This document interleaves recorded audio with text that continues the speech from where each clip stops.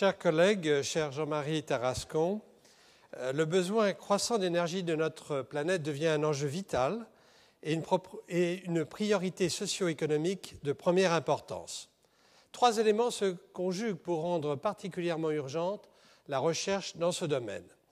La forte progression démographique, les réserves limitées en combustibles fossiles et les émissions de gaz carboniques qui contribuent à la pollution et au réchauffement climatique. Parce que les ressources traditionnelles en énergie sont limitées, le secteur de l'énergie est devenu capital et l'électricité en étant le vecteur, on peut avancer, comme vous le faites d'ailleurs, que le watt pourrait devenir la prochaine unité monétaire. Le défi est de trouver de nouvelles sources d'énergie à faible teneur en carbone qui respectent l'environnement.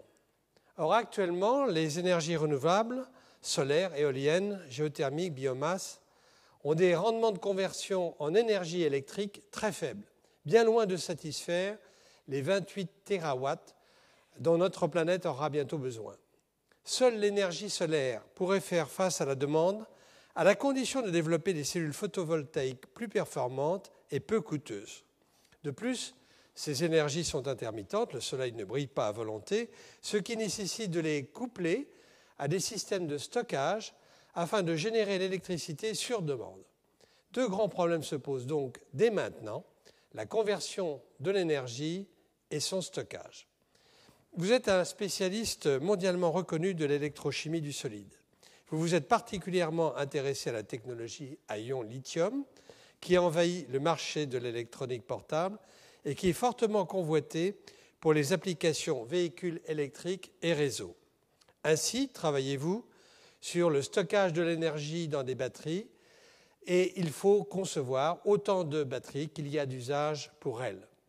Vous réfléchissez à la conception de nouveaux matériaux, à la production de matériaux bio-inspirés qui imitent la nature et qui pourraient être utilisés pour développer de nouvelles batteries propres et satisfaisant les critères de développement durable. Vous dirigez le laboratoire de réactivité et de chimie des solides du CNRS à l'université d'Amiens, mais une grande partie de votre carrière s'est déroulée aux États-Unis, à Cornell, mais aussi à Bell Laboratories et à Bellcore. Vous illustrez parfaitement les ponts nécessaires qu'il y a lieu d'établir entre recherche fondamentale publique et recherche industrielle. On vous doit la mise au point d'une batterie à ion lithium basée sur un nouveau système tout plastique et actuellement commercialisé. Vous êtes l'animateur du réseau français de recherche et technologie sur les batteries du futur qui associe scientifiques et industriels. Vous êtes à l'origine du réseau d'excellence européen sur les systèmes de stockage de l'énergie par le lithium. La chaire de développement durable, environnement, énergie et société, qui a été créée avec le soutien généreux de Total et dont vous êtes le 3e titulaire, vous permettra d'enseigner les enjeux et les défis du stockage de l'énergie dans le contexte du développement durable. Merci. Merci.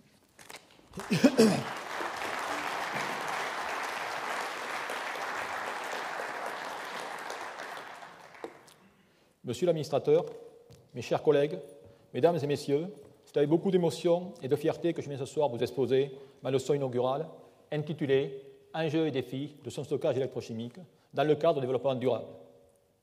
Je tiendrai tout d'abord à remercier les professeurs du collège pour m'avoir octroyé le privilège de tenir la chaire annuelle soutenue par le groupe Total, que je tiens à remercier ici très vivement. Le programme de cette chaire est très vaste. D'ailleurs, 2 de mes prédécesseurs, Henri Leridon et Nicolas Stern, ont déjà couvert certains aspects. Le premier, la démographie du développement durable. Le second, l'aspect économique du développement durable. En ce qui me concerne, je vais, durant mes cours cette année, traiter du stockage de l'énergie et de sa conversion et regarder plus spécifiquement la systématique énergie. Mais pour cette leçon inaugurale, eh bien, je vais dans ce cas regarder plus spécialement, aujourd'hui, rester plus général et regarder la problématique énergie qui sous-tend, comme ces coupures de journaux vous le montrent, différents aspects socio-économiques et planétaires très importants pour les générations à venir. L'énergie est réellement au cœur de nos préoccupations journalières est définitivement devenu l'élément vital de nos sociétés modernes, avec l'électricité est un élément vecteur et, comme certains alarmistes semblent vouloir le dire, le watt pouvant devenir notre unité monétaire pour les prochaines années. Mais qu'en est-il réellement? C'est ce à quoi je vais tenter de répondre dans mon exposé ce soir, qui va comporter 3 sections. Tout d'abord, je vous donnerai des éléments tangibles qui permettront d'appréhender la situation énergétique actuelle, son évolution et ses conséquences sur la planète. Par la suite, je passerai aux perspectives liées aux énergies renouvelables et je terminerai sur la problématique du stockage électrochimique d'énergie, les avancées et les perspectives, et montrerai finalement l'importance de la chimie et qu'a la chimie dans tout cela. D'où, commençons par voir comment s'est passée cette évolution historique et comment ce sont finalement les découvertes du XIXe siècle ou les technologies du XXe qui sont responsables pour l'infrastructure que l'on a aujourd'hui. En effet, initialement, l'être humain utilisait la biomasse comme indiqué. Cela a perduré jusqu'au XVIIIe siècle avec l'invention du moteur à vapeur par James Watt, et ça a été le début de l'industrialisation, car la première fois que l'être humain a pu transformer de l'énergie thermique en énergie mécanique, avec les découvertes qui l'ont suivi, telles la locomotive à vapeur. Ensuite, la deuxième révolution industrielle, survenue dans la fin du XIXe siècle, avec la découverte du moteur à combustion par Étienne Lenoir, ainsi que l'électricité. Et ces découvertes ont conduit, comme vous allez le voir, à de nouvelles technologies, de nombreuses technologies, qui ont été l'électrification de nos villes, de nos campagnes, et toute notre infrastructure au niveau du transport, avec le transport ferroviaire, transport routier et transport aérien. Si bien qu'au jour d'aujourd'hui, on dépend très fortement de cette énergie à un taux de 13 terawatts. Alors pour vous donner une idée, 13 terawatts, ça serait tout simplement 13 000 réacteurs nucléaires de 1 gigawatt, pour vous donner une idée. D'où un point très important lorsqu'on parle de l'énergie et sa conversion. Ça va être une difficulté essentielle. Je vais prendre l'exemple ici des lampes à incandescentes pour vous montrer finalement les difficultés que l'on a. En effet, on utilise tous de ces lampes et vous voyez que dans ce cas, eh bien, pour 2 joules d'énergie lumineuse qu'on va utiliser, il faut fournir 100 joules d'énergie charbon, d'énergie chimique, comme indiqué ici. Ça veut dire qu'en ce cas, on perd 62 joules lors de la production, 2 joules lors du transport et finalement 34 joules par chaleur dans le filament. Et cela n'est pas pour ça nous rappeler le second principe de la thermodynamique, le principe de Carnot, qui limite directement ces transformations. D'où ça, il faudra tenir ça en mémoire. Voyons maintenant d'où proviennent ces sources d'énergie primaires. Je vous ai représenté ici un graphe dans lequel vous avez les pourcentages, et j'ai décliné ça en normes de terawatts. Et si on regarde les énergies cumulées, on s'aperçoit que les énergies non renouvelables comptent pour 82% de toutes les énergies, les énergies qui sont renouvelables, 11%, et le nucléaire, 7%. Bien sûr, cela dépend des villes et dépend des continents, puisque, par exemple, dans le cas de la France, vous savez tous qu'on a une énergie provenant du nucléaire à forte dose, puisqu'on est à 34%, alors que la Chine, par exemple, utilise 64% d'énergie d'après le charbon. Mais ces énergies, comme vous le savez tous, ce sont les plus utilisées, les plus chères, mais les plus polluantes, et elles ne sont pas infinies. En effet, si vous regardez sur ce graphe, qu'on appelle le gap grandissant, où en vert, vous avez la courbe qui trace le taux des découvertes des différentes énergies fossiles, et en noir, la consommation, vous avez directement un gap grandissant.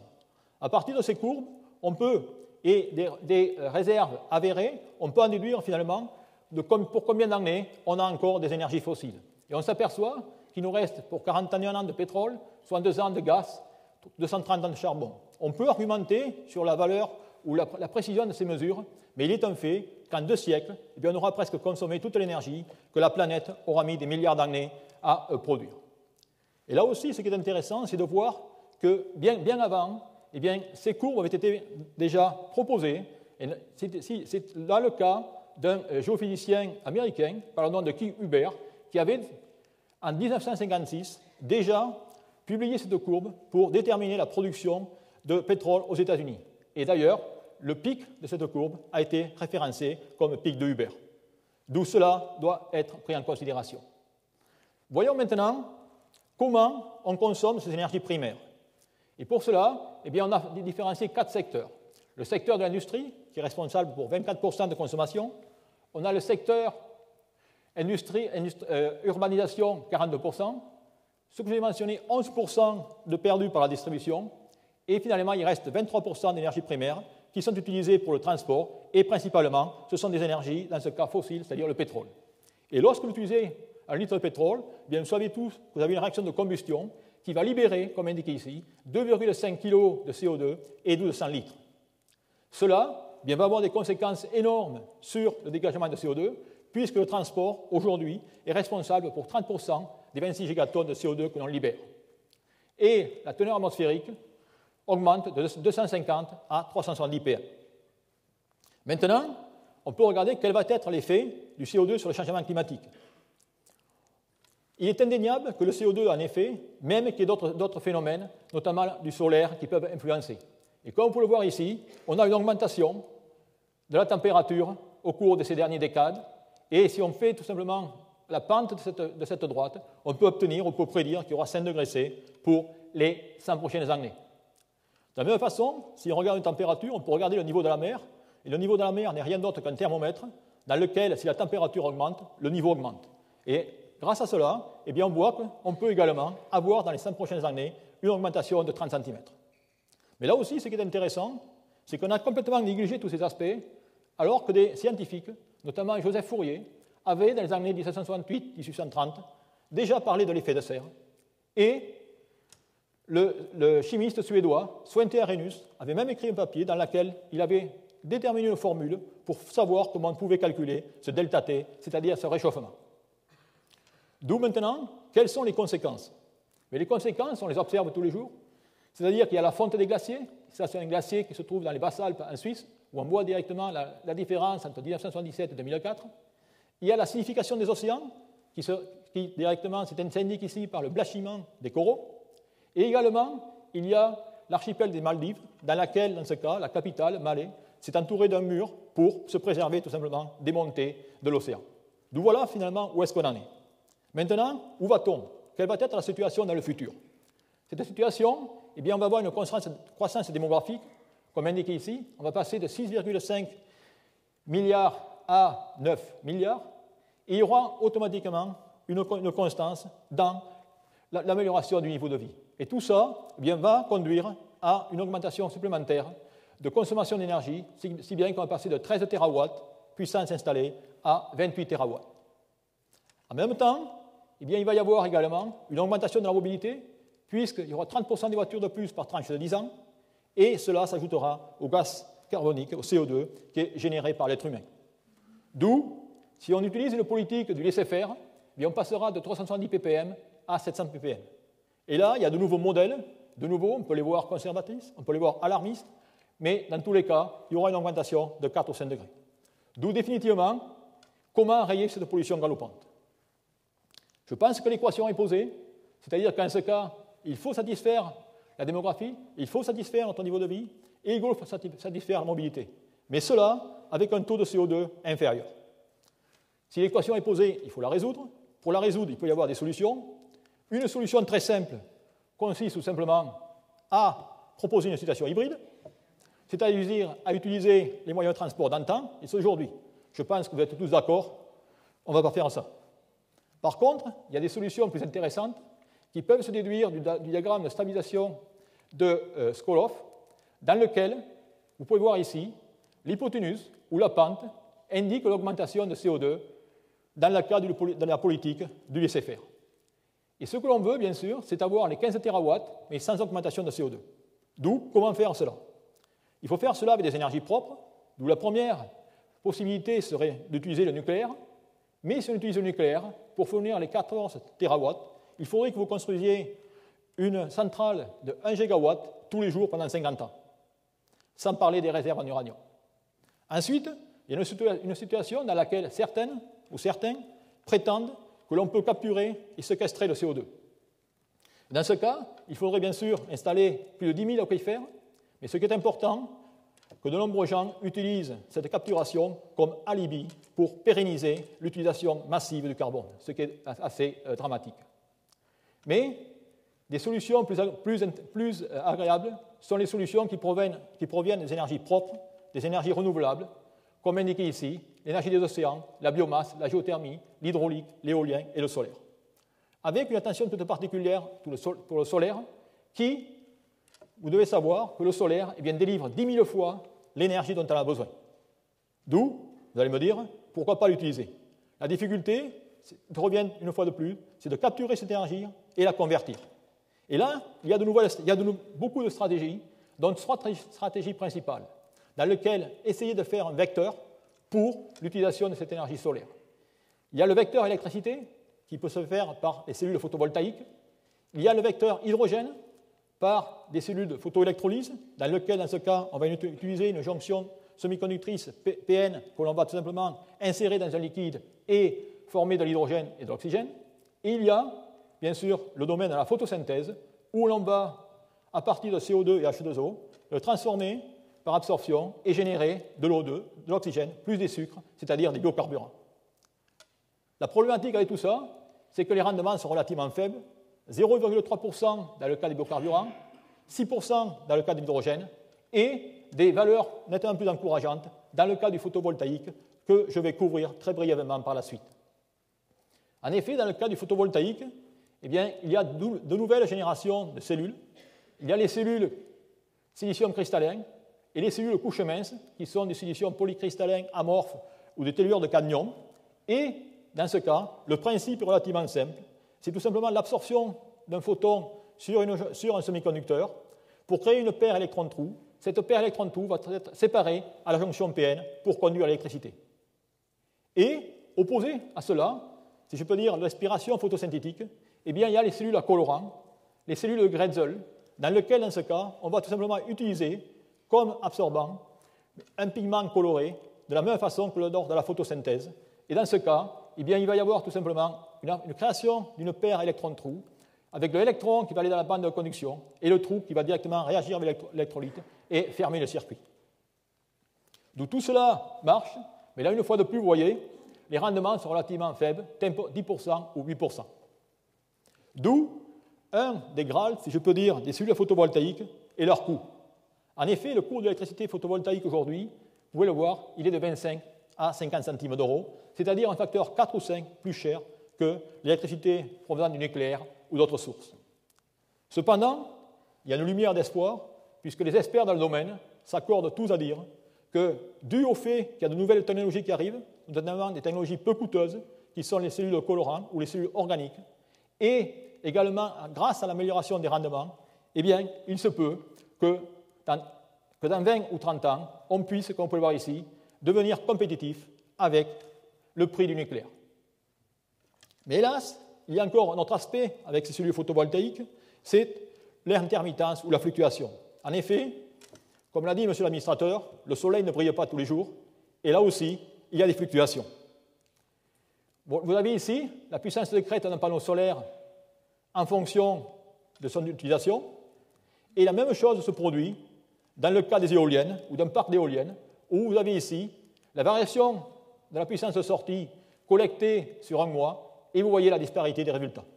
D'où définitivement, il y a de larges fluctuations et il y a besoin de lisser ces fluctuations. Alors bien sûr, cela pose le défi du stockage et de la conversion d'énergie.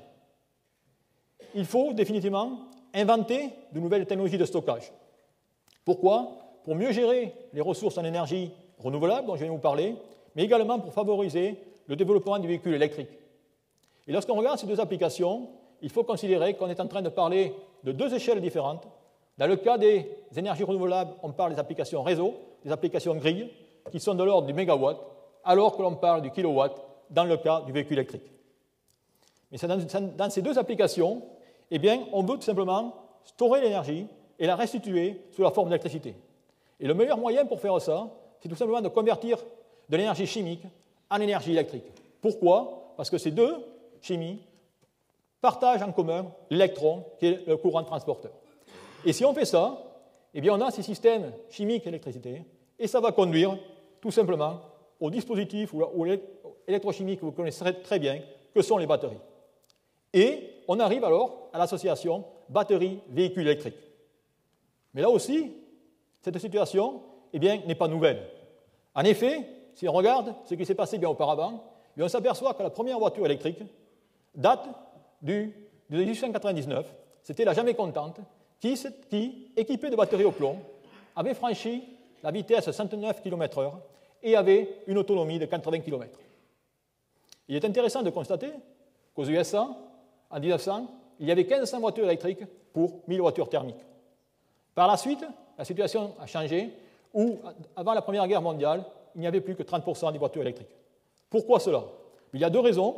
La première est bien sûr du fait que les énergies fossiles étaient abondantes, bon marché et facile d'utilisation.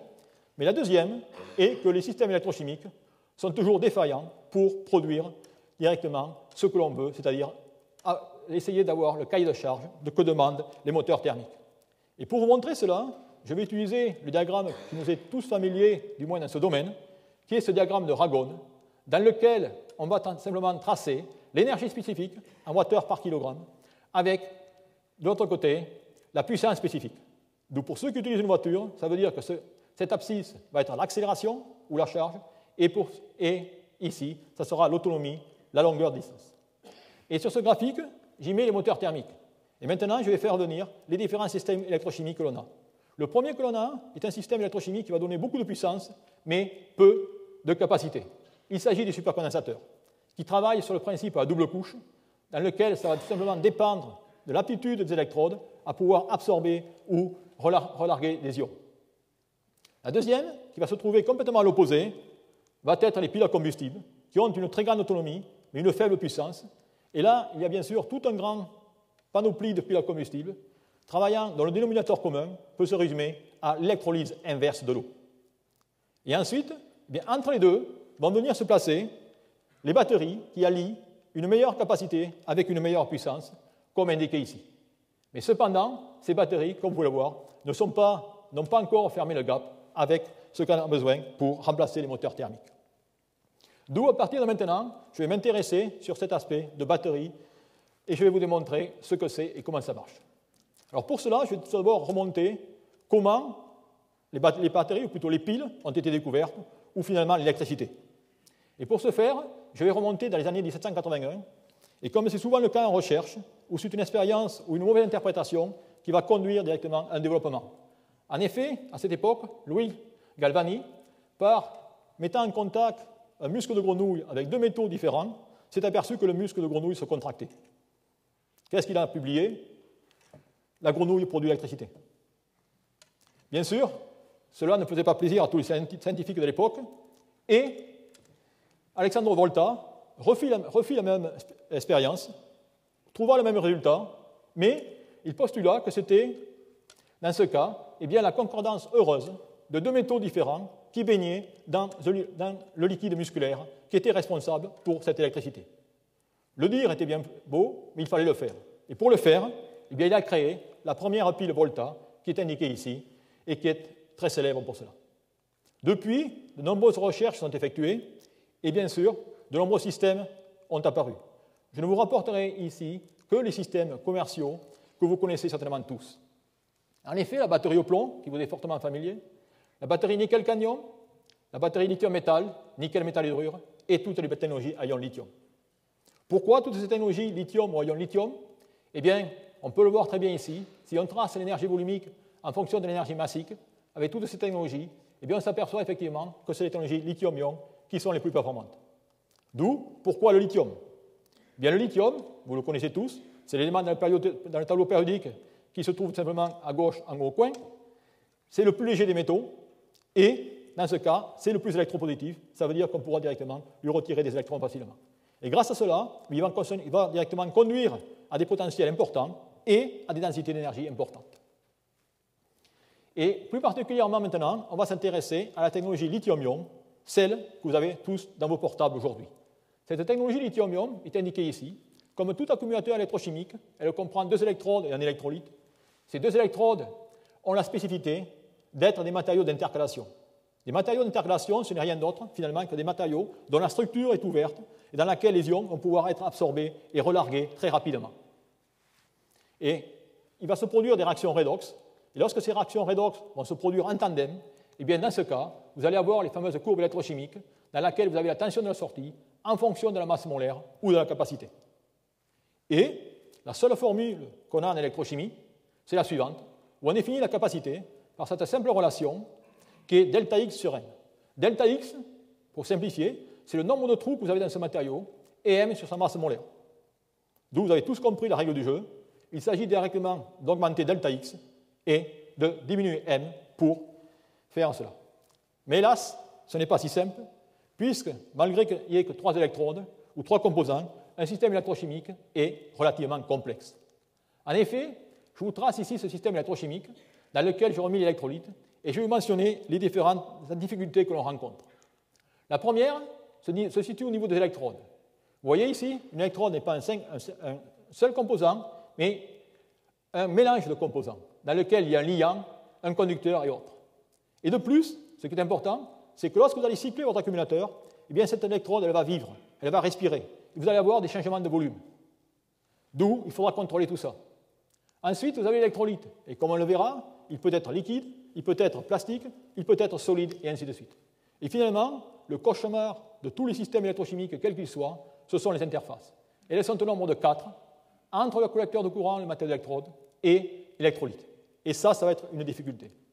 D'où, ce qu'on va devoir faire, eh bien, c'est tout simplement agir au niveau de la conception des matériaux, agir au niveau des interfaces et agir au niveau de l'élaboration des électrolytes pour obtenir de meilleurs systèmes. Et vous allez voir que dans tout ça, il y a un dénominateur commun qui va être la chimie. Il va falloir une approche multidisciplinaire dans laquelle la chimie, sur toutes ses formes, devra être incluse. C'est-à-dire chimie inorganique, chimie organique, chimie des polymères, et ainsi de suite. Eh bien, ce que je vais faire maintenant, c'est vous montrer l'importance qu'a la chimie dans toutes ces recherches. Et pour ce faire, eh bien, je vais prendre tout simplement 3 périodes de mes activités de recherche, dans laquelle je vais directement utiliser dans un premier temps ce que j'appelle la chimie d'insertion, la chimie classique. Ensuite, je vous montrerai comment, en déviant des sentiers battus, on a pu introduire les nanomatériaux et faire progresser les systèmes. Et le troisième exemple vous montrera finalement comment, des fois, c'est finalement le contexte économique qui vous oblige à changer vos recherches et à regarder de notre point de vue l'aspect matériau.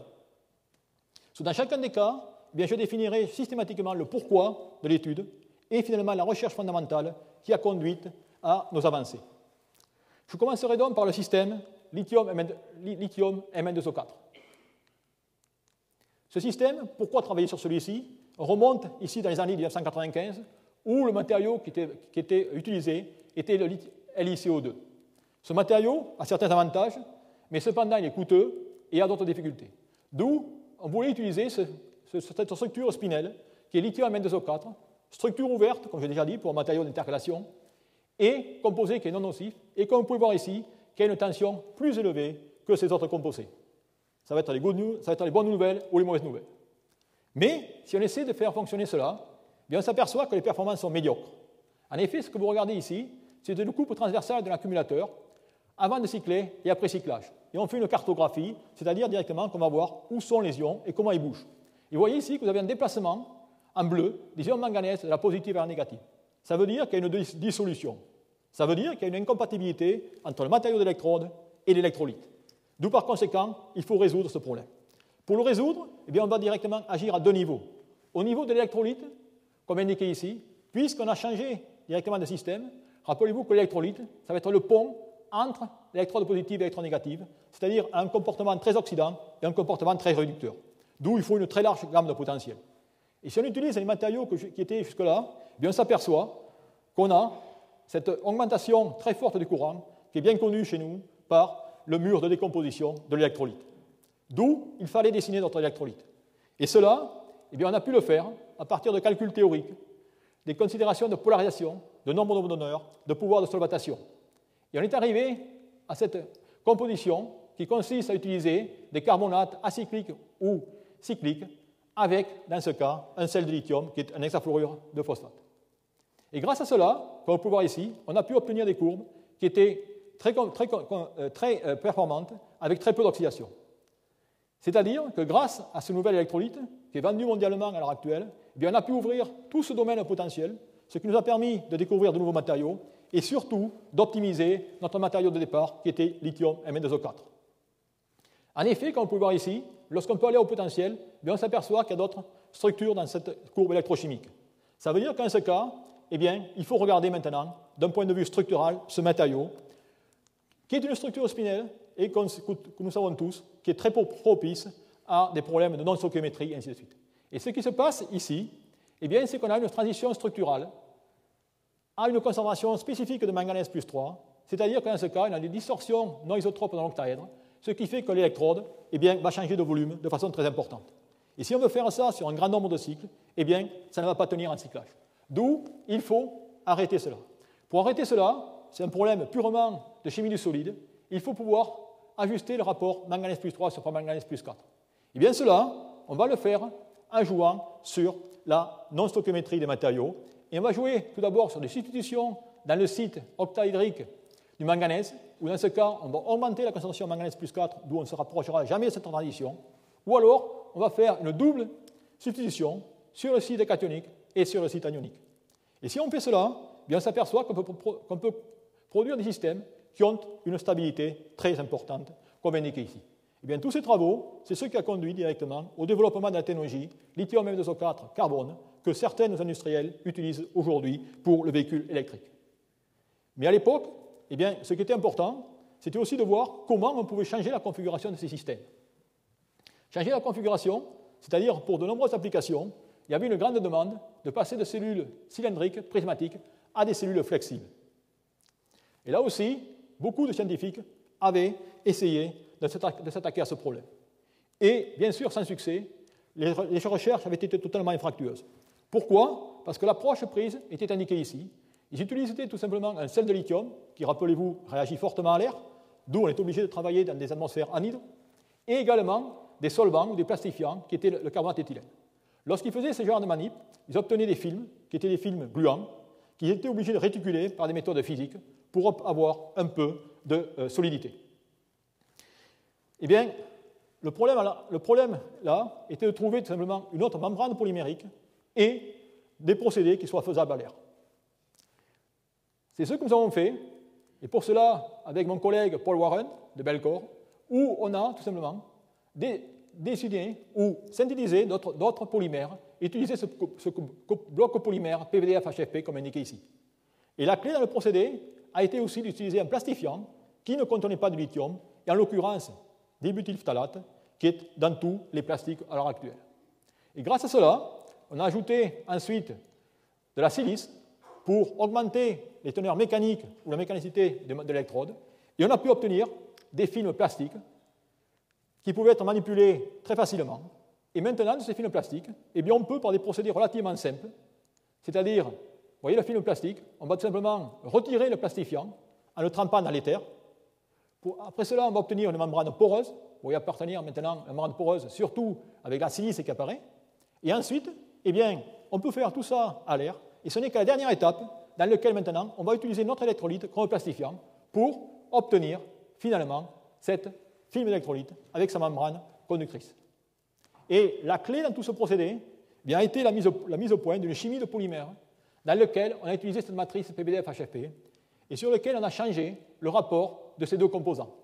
Eh bien, en changeant le rapport de ces deux composants, vous pouvez ajuster non seulement le poids moléculaire, vous pouvez également ajuster les points de fusion, mais surtout la cristallinité du matériau.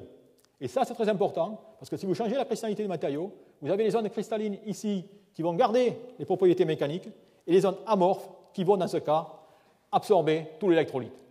Et grâce à cela, eh bien, on peut développer cette technologie plastique, qui, comme on peut le voir ici, maintenant, on a des procédés industriels indiqués ici, on va tout simplement utiliser des lames noires pour obtenir la batterie plastique, dans laquelle vous avez finalement un seul plastique, que vous avez inséré d'un côté, eh bien, les matériaux d'électrode actifs, dans ce cas lithium M2O4, dans ce cas carbone, et dans ce cas, vous n'avez plus d'interface macroscopique, le tout est devenu microscopique.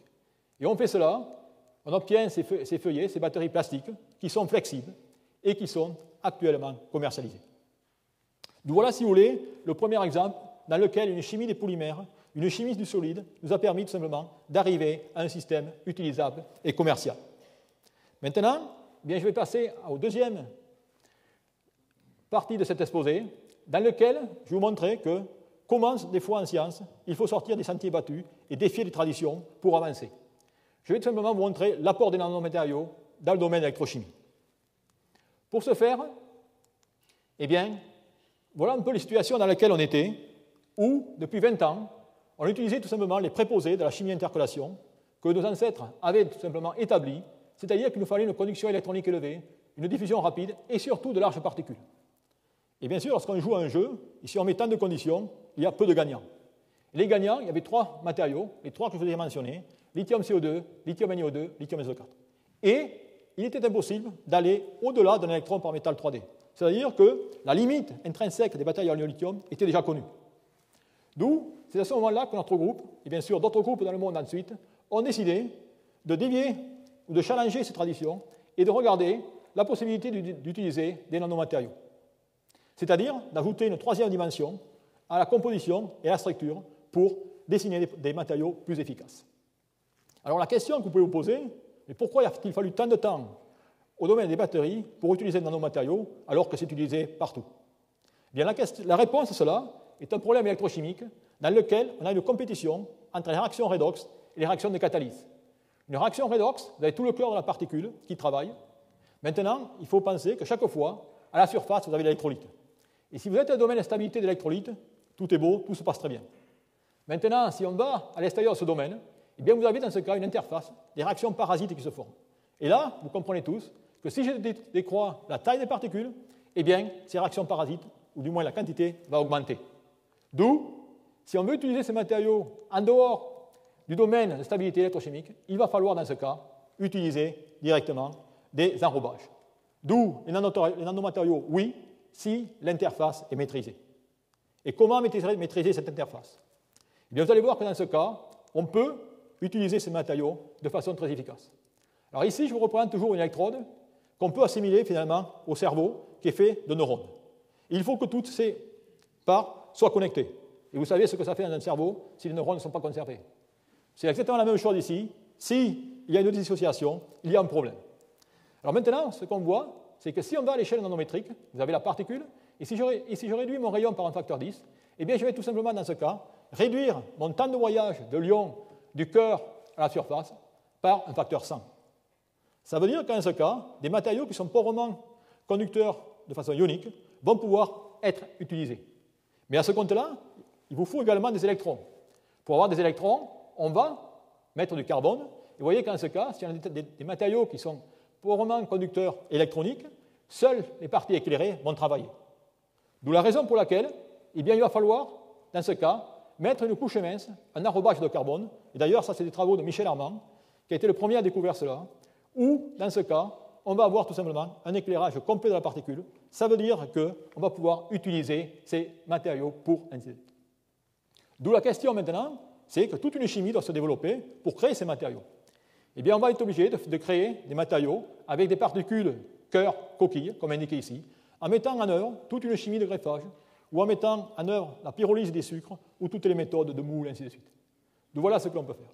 Et grâce à ces techniques, eh bien, vous allez voir que la chimie a progressé, et les applications aussi. Tout d'abord, je vous rapporterai le cas de lithium SO4, un matériau qui, de cela 10 ans, avait été complètement délaissé parce qu'il était pauvrement conducteur électronique et ionique. Bien, grâce à cette approche nanomatériaux, c'est devenu aujourd'hui le matériau le plus prisé dans les applications électroniques et surtout véhicules électriques. En effet, vous voyez ici une courbe électrochimique, vous voyez le matériau qui est relativement micrométrique, et si on passe à l'échelle nanométrique, vous voyez directement une augmentation de capacité et une bonne réversibilité. D'où cela va donner, avec ce matériau, des gains en coût et en sécurité.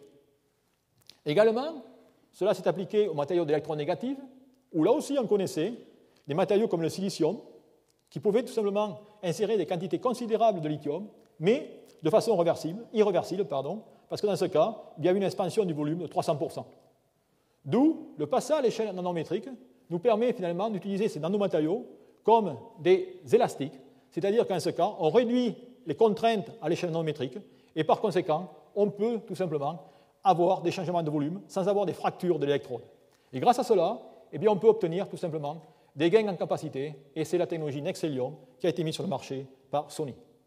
Et enfin, en passant ces nanomatériaux, eh bien, on a trouvé toute une nouvelle chimie de réactivité du lithium. Et cette nouvelle chimie, c'est la chimie de réaction de conversion, dans laquelle ici, vous voyez tout simplement l'insertion, pas l'insertion, la réactivité du lithium dans un matériau d'électrode qui a une structure compacte. Vous voyez, dans ce cas, eh bien, lors de la première décharge, il va y avoir la création de cette composite nanométrique. Et cela se fait, ce qui est intéressant, par cette réaction ici, où vous voyez maintenant, je vous ai dit tout à l'heure qu'on était limité en lithium, on peut mettre de lithium dans ce matériau et cycler de façon irréversible. Et ça, c'était une manip, ou une genre de réaction qui n'était pas connue et qui est devenue universelle. C'est-à-dire, on peut essayer tous les matériaux binaires et on s'aperçoit que cette réaction de conversion a bien lieu. Ce qui nous donne une flexibilité énorme, parce qu'en jouant sur l'ionocovalence des liaisons, on peut changer le potentiel, passer de 0,2 volts à 3,5 volts et vice-versa, c'est-à-dire qu'on peut jouer nos matériaux. Donc voilà finalement où on en est et les énormes gains de capacité que cette approche a conduite. Mais cela est encore en voie de développement. D'où on arrive aux années d'aujourd'hui, et voilà où on en est au niveau de la technologie à ion lithium. Vous voyez qu'il y a un progrès, il y a eu un facteur 2 entre les années 1990 et aujourd'hui, avec la nouvelle jeunesse qu'ont connue ces accumulateurs dans le cadre tout simplement des nanomatériaux. Et la question qui se pose maintenant est que nous réserve le futur et que va-t-il se passer? Et là, je vais aborder la troisième section de cet exposé qui va concerner plus le développement durable.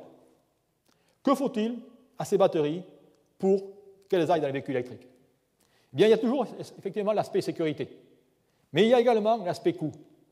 Il faudrait que le coût diminue au moins par un facteur 2 et que l'énergie augmente d'un facteur 2. D'où par conséquent, si vous voulez faire des recherches dans ce domaine, il faut savoir quels sont le prix des composants. Et si maintenant on regarde le prix des composants dans cet accumulateur, eh bien on s'aperçoit que c'est le matériau d'électrode positive, la cathode, qui va être tout simplement le plus cher. D'où il va falloir faire des recherches dans ce domaine. Mais une troisième dimension qui n'était pas là auparavant, c'est de la dimension du développement durable. En effet, il va falloir ajouter cette troisième dimension dans la recherche de nouveaux matériaux, de procédés, avec une empreinte environnementale minimale. Et c'est ça qui va être important. En effet, il faut que vous réalisiez qu'aujourd'hui, lorsqu'on construit des accumulateurs, eh bien, on applique ce procédé. On va extraire des minéraux, on va les purifier et on va les réagir à des températures de 800 ou 900 degrés. Tout ça va être très gourmand en énergie. Ensuite, eh bien, vu le nombre d'accumulateurs qu'on fournit, eh bien, il va falloir les recycler. Là aussi, ça va être très gourmand en énergie. Et si on fait maintenant l'analyse du cycle de vie du procédé aujourd'hui, eh bien, on s'aperçoit que pour la fabrication d'une batterie de 1 kWh, il nous faut une énergie utilisée de 260 kWh et un CO2 émis de 80 kg. D'où, vous voyez l'importance de faire des batteries à ion lithium plus écologiques.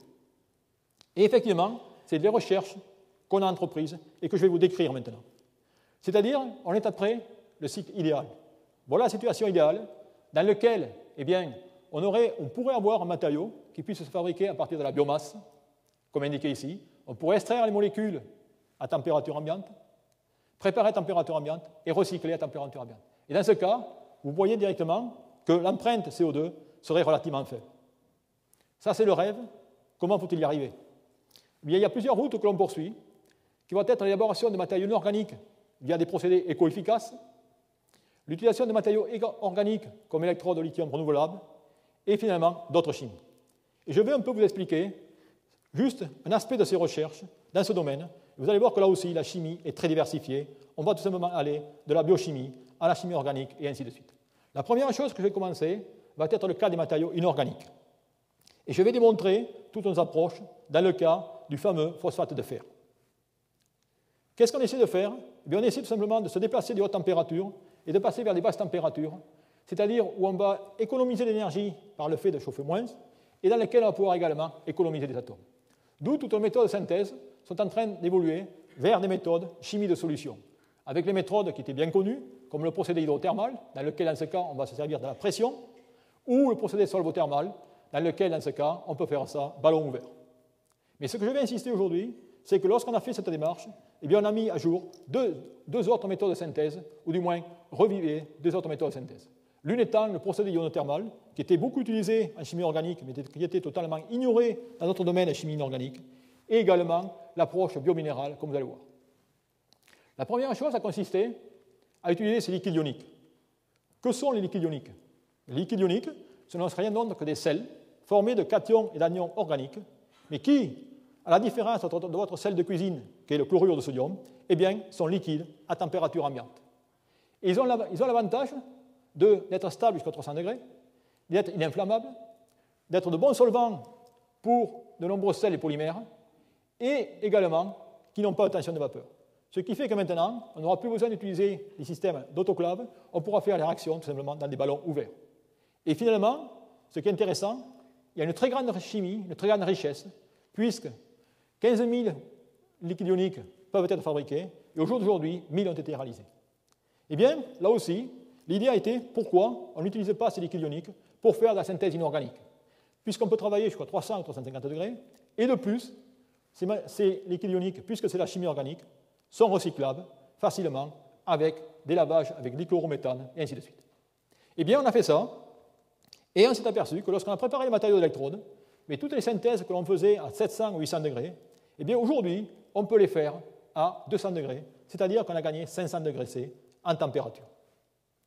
Et également, je vous ai mentionné que les liquides ioniques ont des formules chimiques relativement intéressantes. Eh bien, on peut s'amuser maintenant à utiliser ces liquides ioniques comme des agents structurants et à contrôler la morphologie des particules. Et ce que vous avez ici, c'est le même matériau qui a été préparé avec des liquides ioniques différents, c'est-à-dire des liquides ioniques dont le cation peut changer ou dont l'anion, c'est-à-dire la chaîne alkyle ou la terminaison de chaîne alkyle, peut être changée de façon tout simplement à ajuster cette structuration. Et ce qu'on a pu faire de plus, et ça, c'est tout simplement la synthèse de nouveaux matériaux qui n'avaient pas été rapportés jusqu'à maintenant. Et c'est ainsi qu'en utilisant ces liquides ioniques, on a révélé toute une nouvelle famille de composés qui sont les fluorosulfates, comme indiqué ici, dans lequel A est un alcalin et M est un métal 3D, qui ont une structure taborite, structure faite d'octaèdres qui partagent en ce cas un fluor formant des chaînes, ces chaînes étant directement pontées par des SO4, laissant entre elles des canaux dans lesquels les ions peuvent aller, et de ces composés, un d'entre eux, qui est le lithium FSO4F, eh bien, s'est trouvé être très intéressant d'un point de vue électrochimique comme matériau d'électrode. En effet, ce composé, comme on peut le voir ici, peut donner simplement une capacité de 140 mAh par gramme sur un potentiel de 0,8 à 0,9 volts. Et vous voyez ici l'avantage technique, puisque ce composé n'avait jamais été synthétisé, pour la bonne et simple raison, c'est qu'il se décompose à température supérieure à 350 degrés, et il est soluble en milieu aqueux. D'où automatiquement, personne n'avait essayé de faire cette phase. Et ce composé, dont vous pouvez voir les éléments très faible coût, abondant, est aujourd'hui un sérieux concurrent à ce fameux phosphate de fer dont je vous ai mentionné, qui était un matériau des plus prisés. Donc voilà, si vous voulez, ce qu'on peut faire. Alors bien sûr, ici, on est à 200 degrés, et je vous ai dit, on veut faire ça à température ambiante. Alors si on veut faire ça à température ambiante, eh bien, il faut trouver, dans ce cas, d'autres méthodes de synthèse. Et là, comme c'est souvent le cas, eh bien, lorsqu'un chimiste a des difficultés, eh bien, il se retourne sur la chimie du vivant et essaie de s'inspirer de cette chimie pour voir comment faire. Et nos prédécesseurs l'ont fait avant nous, et ils l'ont fait même très bien. Et je citerai cette phrase de Jean Landmark, dans laquelle ce fut presque toujours de l'examen suivi des plus petits objets que nous présente la nature qu'on a obtenu les connaissances les plus importantes. Eh bien, on a un peu suivi la même démarche, et dans ce cas, on a montré tout simplement que la nature présentait de nombreuses réactions, était capable de faire des minéraux, des silices, des calcites, à l'échelle nanométrique, en utilisant des procédés de biominéralisation via des mécanismes organocellulaires qui mettent en jeu des réactions catalytiques. D'où, on a essayé de faire la même chose sur ces matériaux d'électrode. Et bien sûr, on a regardé ce qui se fait dans la littérature, et ça, c'est les travaux de Makiewicz qui ont rapporté tout simplement la précipitation du calcite à partir de cette approche bactériale, dans laquelle, dans ce cas, ils utilisent une Bacillus pastori qui, dans ce cas, va contrôler systématiquement l'hydrolyse de l'urée. Eh bien, on a utilisé notre fameux phosphate de fer pour tester cela. Et qu'est-ce qu'on a fait? La même réaction, on a pris de l'urée, on a utilisé cette bactérie, et on s'aperçoit qu'après 8 heures de réaction, il y a un changement de couleur, ça veut dire que la bactérie a travaillé. Et elle a travaillé parce qu'on peut contrôler ça par des mesures de microscopie. Vous avez des mesures de microscopie ici, où on aperçoit tout simplement la bactérie, on aperçoit le biofilm autour, et on aperçoit des aiguilles qui ont poussé sur ce biofilm. Et par diffraction électronique, eh bien, on peut confirmer que, effectivement, ces aiguilles sont du lithium FeO4. D'où, c'est une approche qui se poursuit actuellement dans notre domaine, et sur ces travaux, je ne peux pas résister à mentionner des travaux récents qui ont été faits au MIT, où ils sont encore allés plus loin. Ils ont préparé tout simplement des accumulateurs ou des batteries à partir de virus. Et dans ce cas, eh bien, ils utilisent le virus comme moule pour faire de nouvelles électrodes. C'est-à-dire, pour faire cela, eh bien, tout simplement, ils vont faire de l'ingénierie génitale virale du virus pour le doter de fonctions et de chaînes protéiniques qui soient capables d'absorber ou de se piéger sur du métal ou des carbones nanotubes, mais également capables de piéger des molécules organiques qui, par la suite, vont être susceptibles de nucléer des matériaux comme CO3 ou 4, et ainsi de suite. Et cette approche génétique, eh bien, au jour d'aujourd'hui, est fortement poursuivie avec d'autres matériaux que l'on peut mettre tout simplement en évidence, notamment des silicates, et ainsi de suite. Donc voilà, si vous voulez, ce qu'on apprend lorsqu'on regarde la chimie du vivant. Et en poursuivant cette observation de la chimie du vivant, eh bien, on peut s'apercevoir aussi que, dans certains cas, eh bien, tous les mécanismes énergétiques de la chimie du vivant eh bien, reposent sur des réactions redox qui vont, dans ce cas, utiliser des molécules organiques. D'où la question est, pourquoi ne pas utiliser des molécules organiques pour utiliser ou pour faire des matériaux d'électrode? Eh bien, c'est le secteur que je vais vous montrer maintenant, où on a essayé d'abord de proposer une alternative végétale à l'alternative inorganique utilisée maintenant.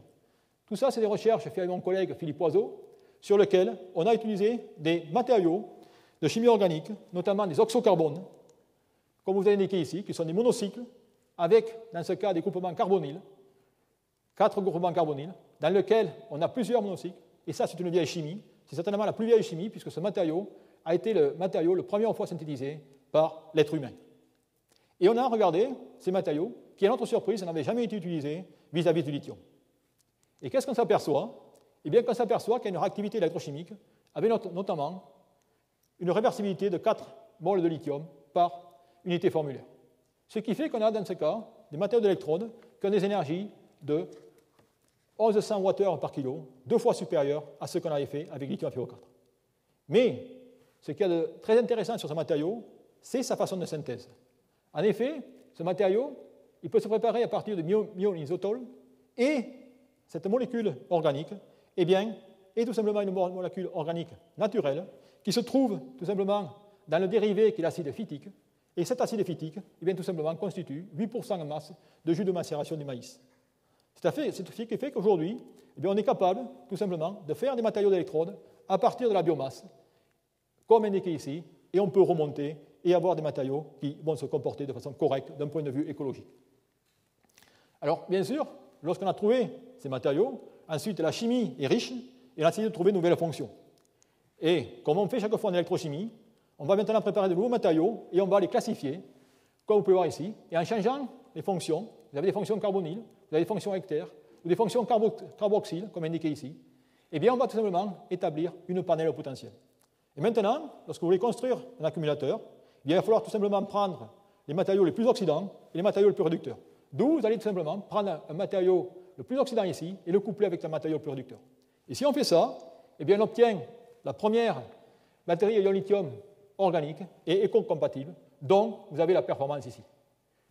Vous avez une bonne stabilité thermique, une bonne tenue en cyclage, mais la performance reste modeste, car il y a encore du travail à faire. Mais le but de cela, c'est de vous montrer que certainement, dans 10 ou 15 ans, eh bien, la façon dont on construira les batteries sera certainement différente de celle d'aujourd'hui. En effet, on aura le cycle de vie indiqué ici, qui, comme vous pouvez voir ici, est un cycle de vie qui n'aura aucun effet sur aucune empreinte CO2. Avec de plus, le carbonate de lithium, qui est utilisé comme lithium, pourra être recyclé. Et enfin, ces batteries seront renouvelables, puisqu'elles vont utiliser directement le soleil via la réaction de photosynthèse.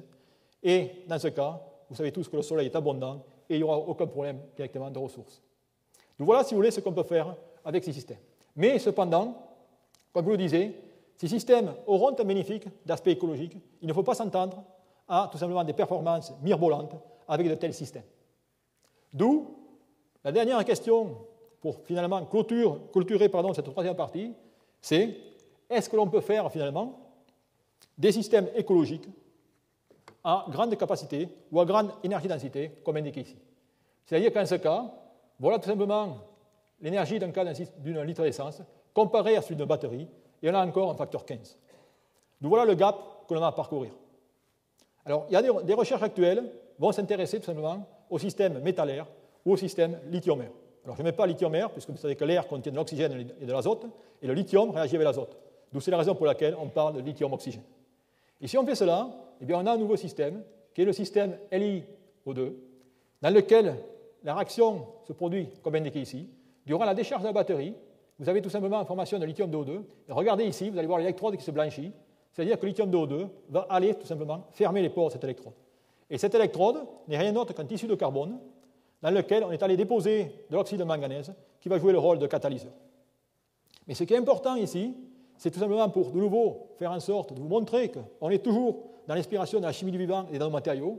Eh bien, c'est que si on regarde maintenant les mécanismes réactionnels, on s'aperçoit qu'on a ici le radical superoxyde. Et là aussi, tous ceux qui travaillent directement en biologie, en chimie du vivant, savent l'importance de ce radical. Et je vous montrerai pourquoi il est important par la suite. Maintenant, si on regarde en charge, eh bien, on a le phénomène inverse et la réaction se produit ici. Je ne vais pas tout simplement m'étendre beaucoup sur ces systèmes, mais vous montrer les résultats, je dirais, importants qu'on a obtenus. Ils se situent au niveau de l'électrode. Je vous ai dit qu'en ce cas, pour avoir de très bonnes réactions catalytiques, il fallait maîtriser la nanostructuration. Je vous ai mentionné comment, il y a de cela 7-8 ans, on avait développé toutes ces expertises pour obtenir cette nanostructuration. Bien ici, vous voyez tout simplement cette électrode de carbone où on est allé déposer à l'échelle nanométrique ce alpha-MnO2. Et grâce à cela, eh bien, on a pu tout simplement réduire cette polarisation qui est un effet très important dans ces cellules. Mais aussi, on a pu dans ce cas montrer qu'effectivement ce système avait un potentiel énorme puisqu'on peut faire des électrodes de lithium-air qui ont une densité d'énergie qui est aux alentours de 5 à 6 fois celle des technologies à ion lithium. D'où définitivement, on a fait un grand pas en avant, mais de nombreux verrous technologiques demeurent. Et un que je veux vous signaler, c'est tout simplement qu'en ce cas, c'est ce fameux radical superoxyde qui, au jour d'aujourd'hui, crée le plus de difficultés. Car il va tout simplement, comme il le fait dans le corps humain, il va tout simplement détruire nos électrolytes. Et il faut tout simplement trouver un remède pour aller arrêter cette destruction. Et bien c'est là qu'on va tout simplement s'inspirer de la chimie du vivant, où on va utiliser tout simplement des superoxydes dismutase, pour essayer finalement de contrôler ce flot d'ion radical au moins. Donc voilà, si vous voulez, un exemple que l'on fait sur ces systèmes. D'où, à ce point, ou à ce stade, je pense qu'il m'appartient de commencer à conclure, en espérant que j'ai pu pouvoir vous montrer quelle était l'importance de la chimie et des matériaux dans le développement de nouveaux systèmes électrochimiques.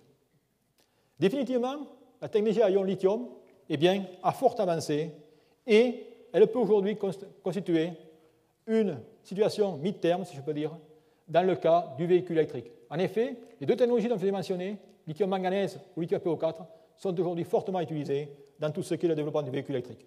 Mais il y a également des applications réseau, car au jour d'aujourd'hui, il y a des accumulateurs, des batteries de 2 MW ou 4 MW qui ont été construits pour ces applications réseau, notamment par une compagnie au MIT qui est à 1 de 3. Maintenant, la route est encore longue, il reste pas mal de choses à faire. En effet, je vous ai parlé de deux systèmes très intéressants.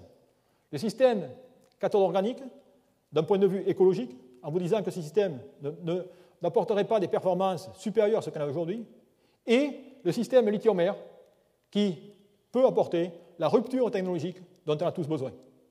Maintenant, cette recherche dans ce domaine, elle est très diversifiée. Et il faut se fédérer. Et c'est la raison pour laquelle, une fois de plus, comme l'administrateur vous l'a dit, eh bien, la France s'est fédérée puisqu'on a créé ce réseau national sur la recherche technologique, sur le stockage électrochimique d'énergie.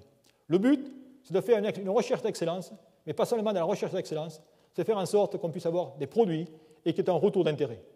D'où, c'est tous les acteurs français, les laboratoires du CNRS, ainsi que les laboratoires technologiques qui vont travailler ensemble, et tout ça sera maillé par le tissu industriel français. Et le but, c'est tout simplement de développer très rapidement des accumulateurs et faire en sorte que la France redevienne, si je peux dire, le fleuron au niveau international. D'où, pour conclure cet exposé, et venant de l'université de Jules Verne, je pense que je ne pouvais pas m'empêcher de revenir à mes ancêtres et de vous montrer que tout ce que je vous ai raconté aujourd'hui, eh bien, Jules Verne, de cela plus de 100 ans, l'avait prévu. Il aurait pu vous donner exactement le même exposé. Puisqu'il avait parlé de développement durable, il avait parlé de stockage d'énergie. En effet, pour cela, je vais directement vous lire 2 tirés à part. Concernant l'épuisement des énergies fossiles, dans l'île mystérieuse, vous pouvez lire « Cependant, j'insiste, reprit Gédéon Spilett, vous ne niez pas qu'un jour le charbon sera entièrement consommé. Combien de temps demande le reporter. Au moins 250 ou 300 ans.